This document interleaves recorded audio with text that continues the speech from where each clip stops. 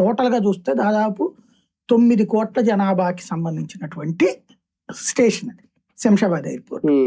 ఆ రోజుల్లో ఉమ్మడిగా ఉన్నప్పుడు కట్టింది అది, ఇప్పుడు కట్టింది కాదు. అది 3 కోట్ల మంది కోసం కట్టింది కాదు, 9 కోట్ల మంది. ఇంకోటి అది జంక్షన్ పాయింట్ తెలంగాణలో హైదరాబాద్ అనేటటువంటిది. అటు కర్ణాటక బెంగళూరుకు పోవడానికైనా, ఇటు చెన్నైకి పోవడానికైనా, అటు పక్కన ఒరిస్సాకు పోవడానికైనా ఎటైనా జంక్షన్ పాయింట్ కాబట్టి అక్కడ ఇంటర్నేషనల్ ఎయిర్పోర్ట్ పెద్దది కట్టడం అవసరం. అమెరికాకి పోవడానికి, దుబాయ్కి పోవడానికి, ఎటు పోవడానికైనా సరే అక్కడికి వస్తారు ప్రయాణికులు. ఇప్పుడు ఇక్కడ వైజాగ్ వచ్చేటప్పటికి ఒరిస్సాలో ఎయిర్పోర్ట్ ఉంది, భువనేశ్వర్ ఎయిర్పోర్ట్ ఉంది, ఇంటర్నేషనల్ ఎయిర్పోర్టే ఉంది. ఆంధ్రప్రదేశ్కి విడిపోయిన ఆంధ్రప్రదేశ్కి కావాలి, నో డౌట్.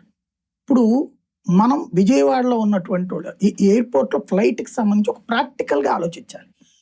తిరుపతి దిగాల్సినటువంటి ఒక సాఫ్ట్వేర్ ఇంజనీర్ విదేశాల నుంచి వచ్చినోడు విశాఖపట్నంలో దిగి తిరుపతి వస్తాడా, బెంగళూరులో దిగి వస్తాడా, చెన్నైలో దిగి వస్తాడా? సింపుల్. నెల్లూరు, తిరుపతి, చిత్తూరు జిల్లాల వాళ్ళందరూ ఐదర్ చెన్నై, బెంగళూరు, ఈ రెండిటికే చాయిస్ ఇంటర్నేషనల్ గా చూసుకుంటే. దాదాపు రాయలసీమ వాళ్ళందరూ అక్కడే, వాళ్ళు విశాఖపట్నం నుంచి ఎందుకు వస్తారు? సింపుల్.